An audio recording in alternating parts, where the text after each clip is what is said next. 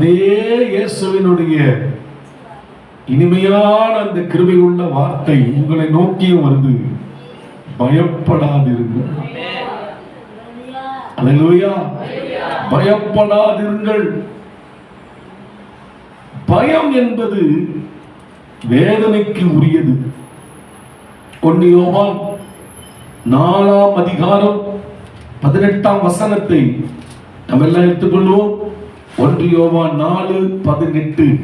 அன்பிலே பயமில்லை, அன்பிலே பயமில்லை, பூரண அன்பு பயத்தை புறம்பே தள்ளும். பயமானது வேதனை உள்ளது, பயமானது வேதனை உள்ளது. போதும். பயம் வேதனையானது. வேதம் சொல்லுது, வேதனையை கொடுக்கக்கூடியது பயம். அடுத்தது பயத்தினுடைய இன்னும் ஒரு காரியம் என்ன அப்படின்னு பார்க்கும்போது, நாம படித்த அதே வசனத்தை எடுத்துங்க. மத்தேயு 14ஆம் அதிகாரத்தை எடுத்துக்கொள்வோம். அதிலே பயத்தை குறித்து நாம் பார்க்கும்போது அதிலே அலறினார்கள் என்று எழுதப்பட்டிருக்கிறது. ஆண்டவருக்கு மகிமை உண்டாகட்டும். 26ஆம் வசனம், அவர் கடலின் மேல் நடக்கிறதை சீசர்கள் கண்டு கலக்கம் அடைந்து ஆவேசம் என்று சொல்லி பயத்தினால் அலறினார்கள் அப்படின்னு இருக்கு. அப்ப பயம் அப்படின்னு வரும்போது என்னதான் ஆகுது? வாழ்க்கையில வேதனையா இருக்குது. அது நம்முடைய சரீரங்களையும் ஹார்ட்டையும் கூட என்ன செய்யுது? நமக்கு அது பாதிக்கிறது. அலறுதல் உண்டாகும். ஒரு கட்டடத்துல தீ பிடிச்சிருச்சு, திடீர்னு தீ பிடிச்சிருச்சு. என்னது? திடீர்னு தீ பிடிச்சிச்சு, ஓடுங்க. இந்த பயத்துல நீங்க பாருங்க, ஜனங்க என்ன செய்வாங்க? அலறுவாங்க. பயம்.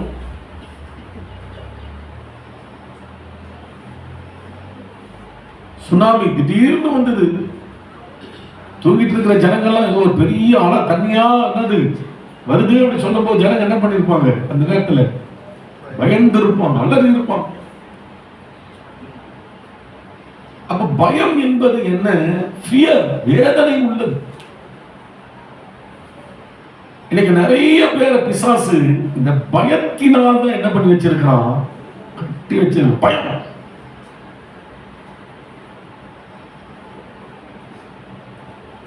பாருங்க, எக்ஸாமுக்கு போனோம், நல்லா படிக்கிற பசங்க எக்ஸாமுக்கு போனோம், காய்ச்சல் ஜுரம் அடிக்குது பாஸ்டர், பயத்துல ஜுரமையே கொண்டு வந்தது பேர் பயம். நிறைய பேருக்கு எதிர்காலத்தின் பயம், என்ன நடக்க போகுது. சிலருக்கு நம்முடைய உடலை குறித்த பயம், என்ன நடக்க போகுது உடம்புல, இந்த வியாதி, இந்த போராட்டம். அத சொல்றேன், பயப்படாத. ஆமென். பயப்படாத. யார் சொல்றது? இயேசு சொல்ற. நம்புறீங்களா? இது உண்மையா எடுத்துக்கிறீங்களா வாழ்க்கையில? பயப்படாதீங்கள், பயம் வேண்டாம். கவனிங்க, முதல்ல இந்த பயம் எங்க ஸ்டார்ட் ஆகுதுன்னு நம்ம தெரிஞ்சுக்கணும். உலகத்துல வாழும்போது கர்த்தர் பிள்ளைங்க தைரியமா நீங்க வாழ கத்துக்கணும். தைரியத்தை இழந்துடக்கூடாது. நல்லா புரிஞ்சுக்குங்க. உங்களை முடக்கிற ஒரு சக்தி பயம். அதுக்கு நீங்க இடம் கொடுத்துட்டீங்க, உங்களை என்ன பண்ணிடும்? ஒண்ணுமே செய்ய விடாது, ஆக்கிரமிச்சிடும். வேலை செய்யறது மைண்டு போவாது, அவர் வீட்டுல சந்தோஷமா இருக்கிறது மைண்டு போவாது, ஒரு முன்னேற்றம் போதும் அப்படின்ற மாதிரி உட்கார்ந்துருவீங்க. ஏதோ ஒரு சக்தி அந்த பயத்தை உனக்கு கொடுத்து அப்படி உட்கார வச்சு. அந்த பயம் பிசாசினிடத்தில் இருந்து வருகிறது. நல்லா புரிஞ்சுக்கணும். தேவன் நம்மளை பயமுறுத்துகிற தேவன் அல்ல. ஆமென். அல்லேலூயா. தேவன் பயத்தில் இருந்து நம்ம விடுதலை ஆக்குகிறது. கைகளை தட்டி நம்ம ஆண்டவருக்கு சொல்லலாமா? அப்போ இந்த பயம் நம்முடைய வாழ்க்கையில எப்படி உள்ள என்டர் ஆகுது, இதை நாம பார்க்கணும். ஃபர்ஸ்ட் கவனிங்க, எழுதிங்க. கர்த்தர் கட்டளையை மீறி நாம் வாழும்போது நமக்கு பயம் ஆட்டோமேட்டிக்கா வந்துடும். ஆமென். தேவனுக்கு மகிமை உண்டாகட்டும். கர்த்தர் கட்டளையை மீறி நம்ம நடக்கும்போது பயம் உள்ள என்டர் ஆயிடும். எங்க பார்க்கலாம்? ஆதியாகமத்தின் புஸ்தகம், எல்லாம் எடுத்துக்கங்க. ஆதியாகமத்தின் புஸ்தகம் 3ஆம் அதிகாரத்தை நாம் எல்லாம் எடுத்துருப்போம். 9-10 வசனங்களை வாசிக்கிறோம். அப்பொழுது தேவனாகிய கர்த்தர் ஆதாமை கூப்பிட்டு, நீ எங்கே இருக்கிறாய் என்றார். அதற்கு அவன், நான் தேவனுடைய சத்தத்தை தோட்டத்திலே கேட்டு நான் நிர்வாணியாய் இருப்பதினால் பயந்து ஒளிந்து கொண்டேன் என்றார். பயந்து ஒளிந்து கொண்டேன் என்றார். பயந்து பார்த்தீங்களா? அப்படி ஓப்பனா ஒரு ஃப்ரீயா ஓட முடியல. பயம் வந்தவன என்ன ஆயிட்டார் ஆதாமு? என்னது? போய் ஒரு இடத்துல போய் மறைச்சிக்கிறேன். மறைந்து கொள்ளுகிற வாழ்க்கை பயத்தை உண்டு. பயம் வந்துச்சுன்னா வந்துடும்.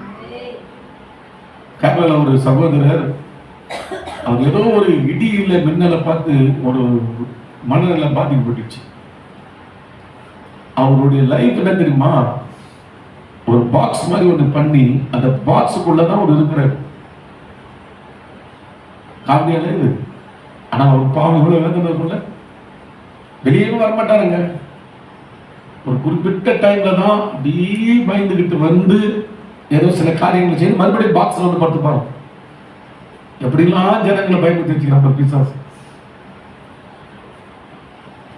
பயம் செயல்பட வைக்காது.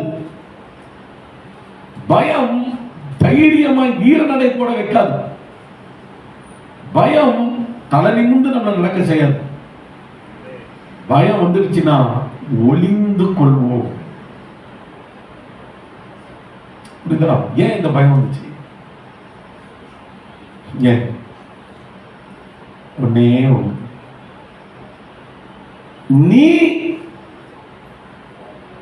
நன்மை தீமை அறியத்தக்க கனியை மாத்திரம் புசிக்க வேண்டாம்.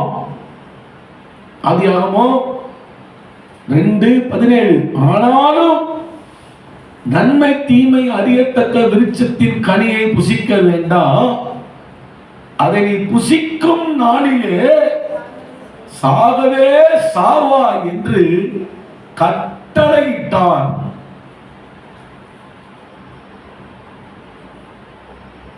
கட்டளை கொடுத்தார் கர்த்தர். இந்த கட்டளையை ஆதாமும் ஏவாளும் ரொம்ப சிம்பிளா எடுத்துட்டாங்க. தேவ கட்டளை ஆதாமும் ஏவாளும் என்ன பண்ணிட்டாங்க? ரொம்ப சிம்பிளா எடுத்துட்டாங்க. அன்பா சொல்றேன், கர்த்தர் கட்டளை எல்லாம் தயவு செய்து சொல்றேன், சிம்பிளா எடுக்காதீங்க. சிம்பிளா எடுத்தாரு. சிம்பிளா படிக்கும் போது கர்த்தர் கட்டளை கொடுத்துருக்காருன்னா இதுன்னா அப்படின்னு மாதிரி மைண்ட் வருதுன்னா சாத்தான் உன்னை பயத்துக்குள்ள தள்ள போறான்னு அர்த்தம். சர்ச்சில் தேவனுடைய வார்த்தையை முன்னிட்டு போதகர் உபதேசத்தை கொடுக்கும் போது சிலர் பயத்தோடு பக்தியோடு அந்த சத்தியத்தை கேட்கிறாங்க,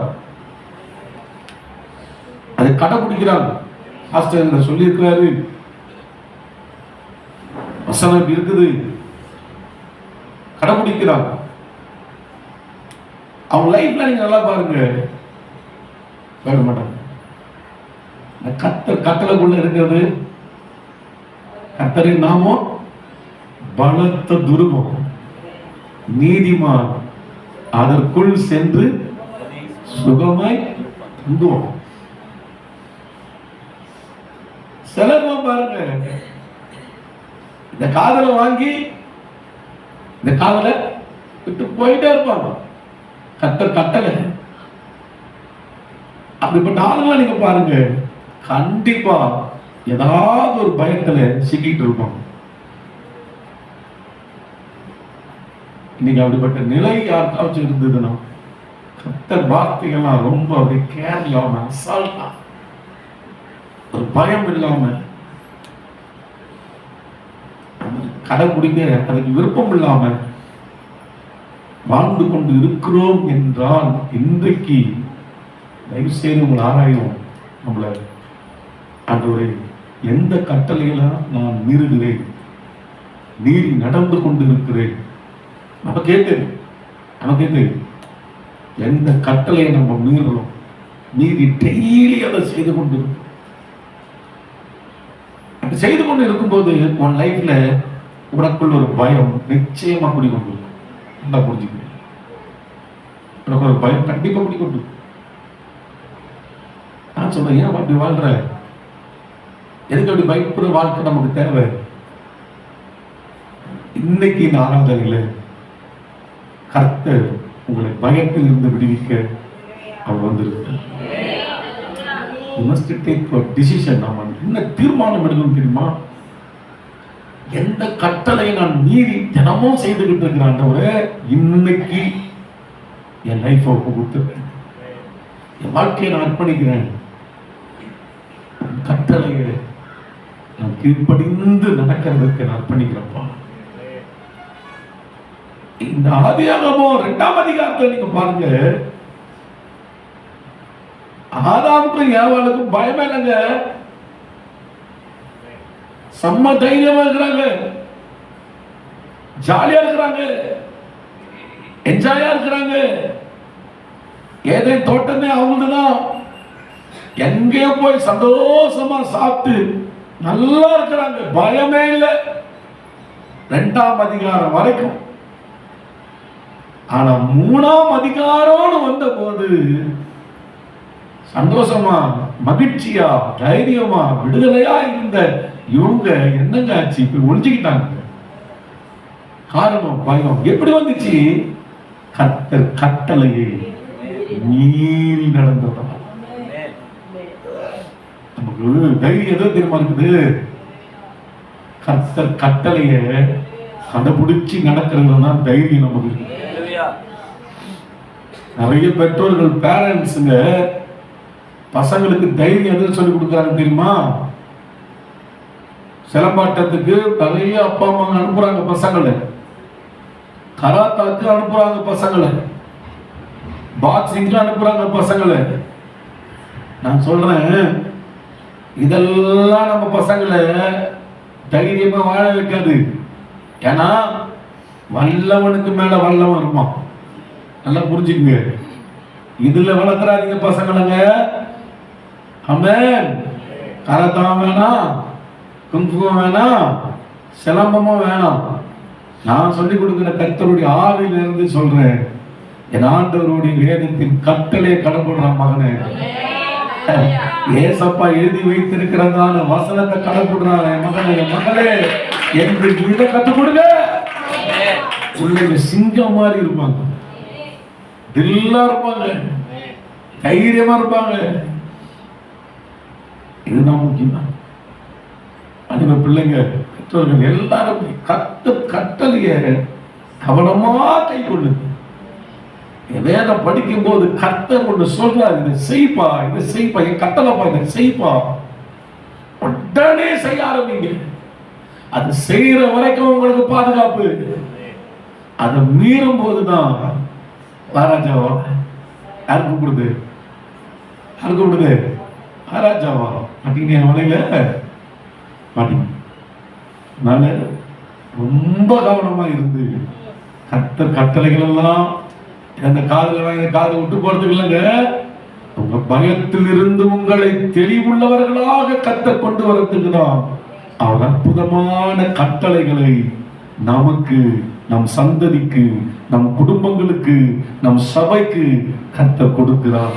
அதை நீ கடை கொள்ளும் வரைக்கும் உன்னை பயம் அண்டவே அண்டார். ஆமென். தேவ சமூகத்தில் இருந்து ஊழியர் வந்து ஒரு காரியத்தை சொல்றாரு, இதை கடைப்பிடிங்க பிரதர், இதை கடைப்பிடிங்க சிஸ்டர், இப்படி இருங்க சிஸ்டர், கரெக்டா அதன்படி நீங்க நடக்கணும். ஆமென். கரெக்டா நடக்கணும், கேட்டு அதுதான் செய்யணும். அதான் செய்யணும். செஞ்சு பாருங்க, பயம் எங்க போகுதுன்னு பாருங்க. நல்லா ஒன்று யோசிச்சு பாருங்களேன். செய்தி கேட்க சபைக்கு வராங்க பாத்தீங்களா, அதை கேட்டுட்டு அதுக்கு கீழ்ப்படுகிறாங்க பாத்தீங்களா, அந்த பிள்ளைங்க லைஃப்ல நீங்க பாருங்க, என்ன பிரச்சனை வந்தாலும் சரி தில்லா இருப்பாங்க. ஒண்ணுமே இந்த செய்தி கேட்கறது இல்ல, பைபிள் படிக்கிறது இல்ல, கட்டளைகள் எல்லாம் தெரியல அப்படின்ற பசங்கள்லாம் நீங்க பாருங்க, குடும்பம்லாம் வீட்டுல போய் உட்கார்ந்தாவே போதும், ஐயோ இந்த பிரச்சனை அந்த பிரச்சனை அந்த பிரச்சனை இந்த பிரச்சனை, ஒரே பயமா இருக்குது. காரணம் என்ன? கட்டளைகளை கீழ்ப்படுகிற ஆவி இல்லை. இன்னைக்கு கர்த்தருடைய சமூகத்துல உங்க பயமெல்லாம் கர்த்தர் நீக்கி போட, அவர் கட்டளையை கவனமாய் கை கொண்டு நடங்க. உங்க பயத்தை கர்த்தர் நீக்கி போட வல்லவராக இருக்கிறார். இரண்டாவது, திடீரென்று ஏற்படுகிற பயம். லைஃப் ஓடிக்கிட்டே நாம இருப்போம், திடீர்னு ஒரு நியூஸ் வரும், திடீர்னு ஒரு இதயத்தை பாதிக்கிற மாதிரி ஒரு சம்பவம் வரும். அப்போ என்ன செய்யும்? பயம் அப்படி வந்து அட்ராக்ஷன் பண்ணும்.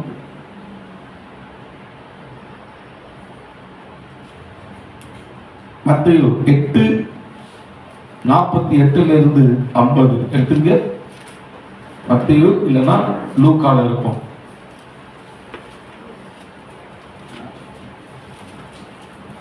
லூக்கா தான் நினைக்கிறேன்.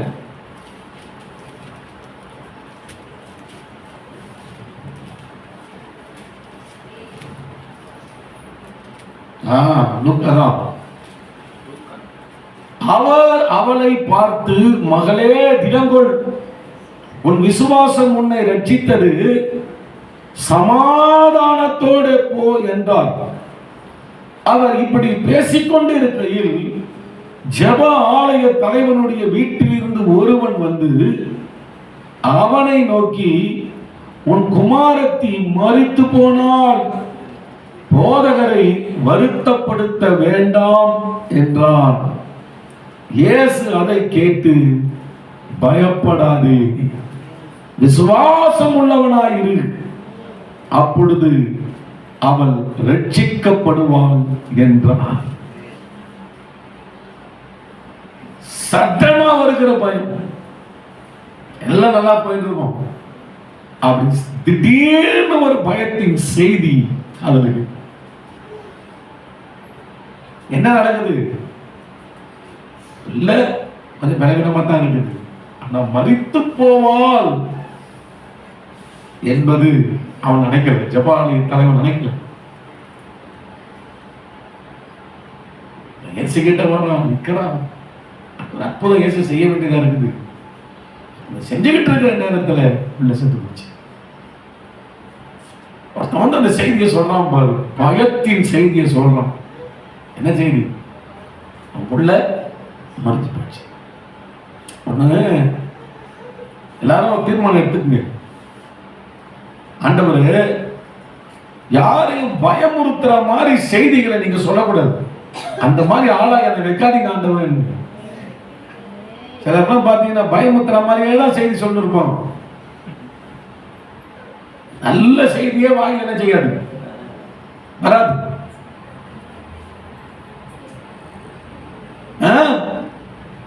நல்ல செய்திய வாயில வராது. யாரை பயமுறுத்தலாம், எப்ப பயமுறுத்தலாம், எந்த வீட்டை பயமுறுத்தலாம், என்ன பண்ணலாம். 10வது நீ பாஸ் ஆயிடுவியா அப்படின்னா அந்த பயம் தான். நீ பாஸ் ஆயிடுவ அப்படின்னா தில்லு, பாஸ் ஆயிடுவ பயம், பாஸ் ஆயிடுவ. நல்லது நடக்கும் அப்படின்னு என்னது, கெட்டதும் நடக்கும், பயம். நல்லது நடக்கும் அப்படி இல்ல பேசணும். ஒருத்தன் ஓடி வரான் பாரு, ஓடி வந்து என்ன செய்தி கொடுக்குறான், உன் புள்ள செத்து போச்சு, இப்படியே பேசுவான் பாவி. இது உண்மையா சொல்லு, இல்ல கொஞ்சம் மாதிரி இருக்குது, ஏச கூட்டணும் வாங்க, செத்தே போயிருக்கட்டும், பக்குவமா அதை சொல்லணும். எடுத்த உடனே போட்டு அடிச்சது, உனக்கு கேன்சர் வராதது, இன்னும் கண்டே பிடிக்கல, உனக்கு கேன்சர், அவ்வளவுதான். அந்த குடுன்னு இல்லாத எப்படி சொல்றது, செல்ஸுங்கெல்லாம் அப்போ கேன்சர் உருவாயிடும் இல்லாதவங்க கூட. விசுவாசிகள் அப்படி ஒரு பயத்தை கொடுக்கிற மாதிரி பேசக்கூடாது. சரி, பேசக்கூடாதுன்னா சமுதாயத்தில் அப்படி ஆளுங்க இல்லாம இருப்பாங்க. இருக்கிற சில கேசஸ்லாம் பயம் கொடுக்குற மாதிரி பேசுறது. நான் சொல்றேன், சாகிற நிலைமையிலே கூட இருந்தாங்க கூட நீங்க தைரியமா கர்த்தர் உங்களை வாழ வைப்பாரு பேசணும். நம்ம சிச்சுவேஷன் எல்லாமே பார்க்கறதுக்கு அப்படின்னு தெரியும். எனக்கு தெரியும், நிறைய பேர் தான் பார்த்துருக்கிறேன் சர்ச்சஸ்ல. நம்ம சர்ச்சில் பிரதர் அன்புன்னு உங்களுக்கு தெரியும். நிறைய பேர் சொல்லலாம், கண்ணு அவருக்கு வெளியே வந்துச்சு, கண்ணு பண்ணு வெளியே வந்துச்சு, தாடை எல்லாம் எலும்புதான், சட்டை கைட்டா இருந்தா எலும்பு கொடுதான். முதல்ல அவரை பார்க்கும்போது இப்படிதான் இருக்கு. உண்மையா சொல்றேன், இன்னைக்கு சாயங்காலமோ அப்படின்ற மாதிரி தான் இருந்தது அவர் பார்க்கும்போது. ஆனா அதை நம்ம சொல்லவே கூடாது, சொல்லக்கூடாது. என் மைண்ட் செட்ல கரெக்டா அப்படிதான் இருந்துச்சு. ஆனா ஆண்டவருடைய வார்த்தை சொல்லுது, நீ பிழைப்பாய். ஜெபம் பண்றாங்க, ஜெபம் பண்றோம், அது வார்த்தை ஆறாரு இப்படிதான் இருக்காரு. அவரை பார்த்து நீ பிழைப்பாய் எப்படி சொல்ல முடியும்? கஷ்டம். அதுதான் விசுவாசம். ஏன் மேலையா? ஏசு மேல நம்பிக்கை வைத்து நான் சொல்றேன். அதை நம்பினாங்க. அப்படியே தொடர்ச்சியா ஒரு வாரம் ஜெபம் தான். மனுஷன் ஒரு ஸ்டெப் எடுத்து வைக்க முடியாத மனுஷன் சென்னைக்கு இப்போ வரைக்கும் வாக்கிங் போயிட்டு வர அளவுக்கு கத்த இன்னைக்கு 2 வீலர்லயே சர்ச்சை வந்துருக்காரு. கத்தர் அவருக்கு இன்னும் இந்த இப்போ கொடுக்கறது 5 வருஷம் 6 வருஷம் கிட்ட ஜீவனை கொடுத்து வச்சு இன்னைக்கு நல்லா வச்சுருக்காரு. நம்பிக்கை இருக்குதா? டாக்டர் சொல்லிட்டாரு, கஷ்டம் பார்த்தா பார்க்குது, நீ இந்த வயலாளர்கள் பார்த்துக்கிட்ட போ. அப்போ பயப்படாதே என்று கர்த்தர் சொல்லி இயேசு மேல வைக்கிற விசுவாசத்தின்படி நம்ம பேசணும். எங்க போனாலும் அப்படிதான் பேசணும். பயப்படுத்துற காரியத்தை பேசக்கூடாது. அது பின்னாடி நடக்குது, அது வேற விஷயம். கத்த சித்தம் சொல்ல கொடுக்குங்களா? கத்த சித்தம். நம்ம பேசும்போது கர்த்தர் வார்த்தையை முன்னிட்டு தைரியமா பேசணும், நடக்கும். ஆமென். அப்ப திடீர்னு ஒரு செய்தி, இன்னைக்கு நான் சொல்றேன், திடீர்னு ஒரு செய்தி எனக்கு வந்துச்சு. திடீர்னு நடந்துடுச்சு. எனக்கு ஒரு உறுத்தலாவே இருக்குது, எனக்கு ஒரு பயமாவே இருக்குது, என் மனசு ஒரு கலக்கமாவே இருக்குது. இன்னைக்கு சொல்றேன், இயேசுவோட வாயா நான் சொல்றேன். இயேசு சொன்னார், எவரை பார்த்து பயப்படாதீங்க. அதேதான், அதே ஆவியானவருடைய வாயா சொல்றேன். நான் சொல்றேன், பயப்படாதே. மாறிட போகுது அது. நீ பயப்படுற மாதிரிலாம் ஒண்ணு நடக்க போறது கிடையாது. பக்கத்துல நம்ம சொல்லுங்க, கை பிடிச்சி, நீங்க பயப்படுற மாதிரிலாம் ஒண்ணு நடக்க போறது கிடையாது. ஹல்லேலூயா, ஹல்லேலூயா. எங்க செத்த போயிட்டாங்க பிள்ளை. ஆனா ஆண்டவர் சொல்றாரு, இவரே ஜெபாலய தலைவனே பயப்படாத. என்னங்க செத்த போயிட்டாங்க பிள்ளை, செத்த போயிடுச்சு பிள்ளை, இப்ப கொண்டு போய் மண்ணில் தானங்க புதைக்கணும். நீங்க நம்ம பயப்படாதேன்றீங்களே. சொல்றவர் நான் ஏசியா? உன் வைஃப் சொல்லியிருந்தா பரவாயில்ல, உன் ஃப்ரெண்டுங்க சொல்லியிருந்தா பரவாயில்ல, உன் உறவினர்கள் சொல்லியிருந்தா பரவாயில்ல, அது வேலை கேட்காது. நான் சொல்றேன், நான் யார் தெரியுமா? சண்ட சராசரத்தையும் படைத்த இயேசு. நான் சொல்றேன், மரித்தவரை உயிரோடு கூட எழுப்புகிற ஆற்றல் உள்ள நான் சொல்றேன். எவரே பயப்படாத. நல்ல எவ்வளவு சமாளுங்க. ஒரு தூரம் நான் கூட இருந்துட்டேன், செத்து போயிட்டா. இனி பயப்படாத, விசுவாசம் உள்ளவனா இரு சொல்றீங்க. எனக்கு அந்த அளவுக்கு நம்பிக்கை இல்லை. சரி இயேசுவே, நீங்க அப்படி இருங்க, நான் போய் நடக்கிற காரியத்தை போய் பார்க்கறேன் அப்படின்னு எவரு சொல்லியிருக்கணும். ஆனா செம்மாளுங்க அப்படி சொல்லும் போது அவன் பாருங்க, கூடவே இயேசு வீட்டு கூட்டு வாங்க. புரிதுங்களா நான் சொல்றது? நான் சொல்றேன், மனுஷங்களா ரிஜெக்டடா ஏதாவது ஒண்ணு பேசிக்கிட்டு இருப்பாங்க, கொஞ்சம் பயமுறுத்துற மாதிரி ஏதாச்சும் பேசிக்கிட்டு இருப்பாங்க. அத நீங்க என்ன செய்யணும்னா, இந்த காதலை வாங்கி இந்த காதலை விட்டுக்கிட்டே இருங்க. உங்க ஹார்ட்டுக்குள்ள போட்டுறாதீங்க, ஹார்ட் அட்டாக் வந்துடும் நமக்கு.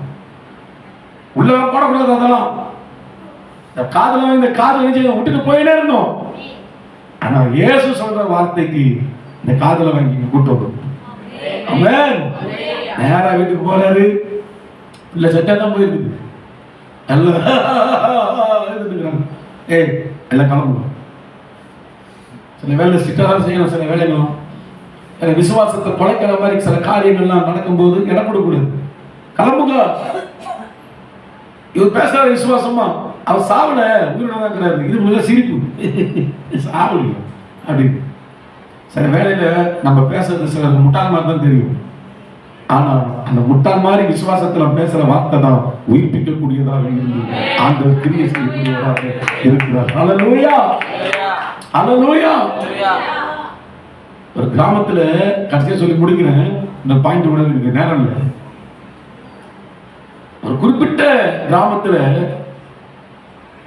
அம்மா மறைச்சிட்டாங்க. சின்ன வயசு பொண்ணு, புதுசா கல்யாணம் இருக்குது. ஒரு 5 வயசு மகன், ஒரு வாலிபனான ஒரு புருஷன் தான் அடமானத்துல அம்மா இருந்துச்சு. இப்போ கிராமமே அழுதுகிட்டு இருக்குது. இந்த பிள்ளை ஆயா வீட்டுக்கு எங்கேயோ தூரத்துல இருந்து நியூஸ் கேட்டு கூட்டு வராங்க. நைட் ஆயிடுச்சு, சாயங்காலம் வந்துட்டாங்க, நைட் ஆயிடுச்சு. இந்த பிள்ளை நேரம் வருது, வடமாநிலக்காரங்க. உண்மையா நடந்தது, நண்பர்கள் ஜபக்குழு நினைக்கிறேன். இந்த பிள்ளை பார்க்குது, அம்மா இறந்துட்டாங்களா அப்படி சொல்லிட்டு, எங்க பாஸ்டர் பிரசங்கம் பண்ணி இருக்கிறாரு, எதிரி என்ற அந்த சின்ன பொண்ணு செத்து போச்சு, ஏசப்பா போயிட்டு கைய வச்சு ஜெபம் பண்றாரு, எவரோட பிள்ளை எழுந்துருச்சு. அப்ப அவங்க அங்க நிக்கிறவங்க அந்த பொண்ணு சொல்லுது, எங்க பாஸ்டர் பிரசங்கம் பண்ணி இருக்கிறாரு, இப்ப நான் கை வச்சு எங்க அம்மாவுக்கு ஜெபம் பண்ண எங்க அம்மா எழுந்திருப்பாங்க, நீங்க அந்த சாவுப்பட்டி எடுங்க அப்படின்ற அந்த பொண்ணு. அந்த பொண்ணை பார்த்து எல்லாரும் ஆர்கனைஸ் பண்றாங்க. அதெல்லாம் இருக்கட்டுமா, ஏசுநாதர் ஏத்துக்கிட்டாரு. இல்ல, எங்க பாஸ்டர் பிரசங்கம் பண்ணி இருக்கிறாரு, கையை வச்சு ஜெபம் பண்ணா எவரு மகன் எழுந்துட்டா, எங்க அம்மா எழுந்திருப்பாங்க, பெட்டி எடுங்கன்றது அடம்பிடிக்குது. அப்போ அங்க இருக்கிறவங்களுக்குள்ள தெரிஞ்சு இந்த பொண்ணுக்குள்ள ஏதோ ஒரு விசுவாசம் பலமா இருக்குது, பெட்டி எடுக்கப்பா அப்படின்னு சொல்லிட்டு பெட்டி எடுத்துட்டாங்க. இந்த பொண்ணு சின்ன பொண்ணு, 5 வயசு பொண்ணுங்க. உனக்கு என்ன பாப்பா, உனக்கு என்ன வயசு? 7 வயசு. இந்த பொண்ணோட 2 வயசு கம்மி. இது சொல்லுது, சண்டே கிளாஸ் போற பொண்ணு கையை வச்சுட்டு, ஏசப்பா எவரோட மகளை உயிரோட எழுப்புறீங்கள, எங்க அம்மா உயிரோட எழுப்புங்கப்பா, நான் ஜெபம் பண்றேன், அம்மா எழுந்துரு இயேசு நாமத்துல என்றா. அம்மா கண்ணை திறந்துட்டாங்க, எழுந்து உட்கார்றாங்க. ஊரே மறந்து போகுது, இது என்னடா இது, ஐயோ 3 மணி நேரம் 4 மணி நேரம் சபப்பட்டிக்குள்ள வச்சிருந்தோம், இந்த பொண்ணு வந்து இயேசு நாமத்துல எழுந்துருன்னு சொன்னா, இந்த அம்மா கண்ணை திறந்து உடனே எழுந்து உட்காருது. அதுக்கப்புறம் கையை பிடிச்சி கூட்டு வந்து உட்கார வச்சு, நானா சொன்னேன்ல ஏசப்பா சட்டம் உங்க உயிரோட போய் எழுப்புறவர்னு. குழந்தைங்க நம்ம கூட 1000 சந்தேகம் போடுவோம் வசனத்தை, குழந்தைங்க அப்படியே நம்பும். புரியுதுங்களா? அந்த நம்பிக்கை விசுவாசம் இயேசுக்கு ரொம்ப பிடிக்குது. அல்லேலூயா. உங்களோட அந்த புஸ்தகத்தில் எழுதி இருக்குதுங்க, சாட்சி இதுன்னு இருக்குது, அதுல எழுதி இருக்குது. அந்த இது தாய் உயிரோடு எழுந்தா, வடமாநிலத்தில் சிரம அற்புதம் கட்ட செய்யற கவனிங்க. அதான் சொல்றேன், இன்னைக்கு சொல்றேன், பயப்படாதீங்க. திடீர்னு ஏதோ ஒரு செய்தி உங்க காதுகளில் கேட்ட நெகட்டிவான செய்தி, உன்னை பயமுறுத்தக்கூடிய செய்தி நான் சொல்றேன், இயேசுவின் நாமத்தில் அந்த நெகட்டிவ் படி நடக்க போகிறதே கிடையாது. நீ பயப்படுற மாதிரி நடக்க போகிறதே கிடையாது. இயேசு அதை வேற மாதிரி ரூட்ல உனக்கு கொண்டு வர போகிறாரு. எத்தனை பேர் நம்புறீங்க? கரங்களை தட்டி ஆண்டவருக்கு நன்றி சொல்லுங்க. நீ பயப்படுற மாதிரி அது நடக்க போறதே கிடையாது.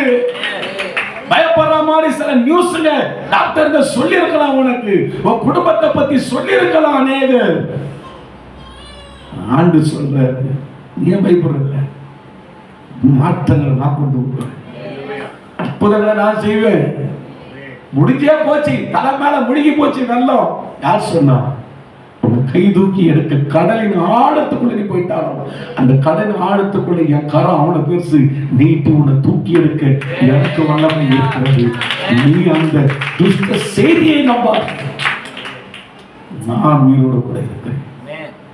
பாயிண்ட் ஒன்று இருக்குது, சொல்ல நமக்கு நேரம் இல்லை. சாத்தான் வருகிற பயம் ரெஃபரன்ஸ் மட்டும் எழுதிங்க. அப்போஸ்தலர் 4ஆம் அதிகாரம் 28-31 வரை சாத்தானால் நமக்கு ஏற்படுகிற பயம். நேரம் இல்லை, நம்ம எழுந்து நிற்போம். எல்லாம் எழுந்து நிற்போமா கர்த்தர் சமூகத்துக்கு? ஓ ஹல்லேலூயா. பயப்படாதே, வலக்கரத்தாலே பாதுகாப்பே என்றாலே ஸ்தோத்திரம். பயப்படாதே, வலக்கரத்தாலே பாதுகாப்பே என்றாலே ஸ்தோத்திரம். பாசம் என்னே நீ வைத்ததினால் பறிக்க இயலாத வரும் என்னை. ஆசம் என்னே நீ வைத்ததினால் பறிக்க இயலாத வரும் என்னை. உன்னை மறவா இயேசுநாதா, உன்னை மறவா மாறத்துல நடத்துவார். அம்மா என்னை மறவா இயேசுநாதா, உன்னை மறவா. பயப்படாதே, பயப்படாதே, பலத்தாலே பாதுகாப்பே என்றாலே ஸ்தோத்திரம். பயப்படாதே, பலத்தாலே பாதுகாப்பே என்றாலே ஸ்தோத்திரம். பாசம் என்னே நீ வைத்ததினால் பறிக்க இயலாத வரும் என்னை. பாசம் என்னே நீ வைத்ததினால் பறிக்க இயலாத வரும் என்னை. என்னை மறவா இயேசுநாதா, உன்னை தயவா என்னை நடத்துமாறுவதுமாய். சபை நடத்துப்பா, என் பிள்ளைகள் நடத்துப்பா, என்னை நடத்துப்பா, என் குடும்பத்தை நடத்துப்பா. பயப்படாதேன்னு சொன்னது ஆமை. என்னை மறவாதே, என்னை மறவா இயேசுநாதா, உன்னை தயவா என்னை நடத்து.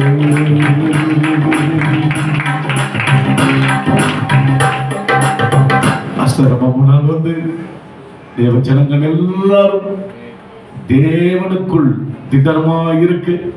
இந்த வார்த்தையை நம்பி அந்த கிருபையிலே இந்த மாதம் முழுவதும் நடக்க கர்த்தர் கிருபை தரும்படி எல்லா பயத்துக்கும் கர்த்தர் விலக்கி இந்த மாதத்தை மீட்க போகிறார் என்ற விசுவாசத்தோடு கூட கர்த்தர் கருத்தில் ஒப்பு கொடுத்து ஜெபிக்கும்படி கேட்கிறேன். பரிசுத்தமுள்ள நல்ல பிதாவே, உம்மை ஸ்தோத்திரிக்கிறோம் அப்பா. ஆண்டவரே, சீஷர்களை பார்த்து பயப்படாதிருங்கள் என்று சொன்னீரப்பா. அதே போல அருமையான சகோதர சகோதரிகளை பார்த்து எங்களை பார்த்து தேவன் நீர் சொல்லியிருக்கிறேன். ஆண்டவரே, பயப்படாதிருங்கள்.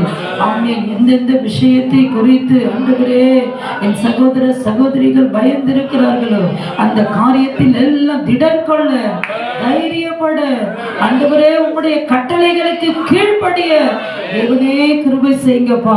அவருடைய கட்டளைகளுக்கு நாம் கீழ்ப்படியும் போது ஒரு பெரிய தைரியத்தை அடைகிறோம். பயம் நீங்குகிறது, ஆசீர்வாதத்தை நாம் பெற்று வருகிறோம். கட்டளையை மீறும் பொழுதுதான் பயம் வருகிறது. ஆண்டவரே, உம்முடைய கட்டளைகளுக்கு நாங்கள் கீழ்ப்படிந்து நடக்க எங்களுக்கு உதவி செய்வீராக. தகப்பனே, இந்த மாதத்தில் கொடுத்த வாக்குத்தத்தத்துக்காக நன்றி அப்பா, நன்றி அப்பா, நன்றி அப்பா. தேற்றுகிற தெய்வம் நீர் இருக்கிறீரப்பா, திடப்படுத்துகிற தெய்வம் எங்களோடு நீர் இருக்கிறீர். விசுவாசத்தோடு நாங்கள் கடந்து செல்கிறோம் அப்பா.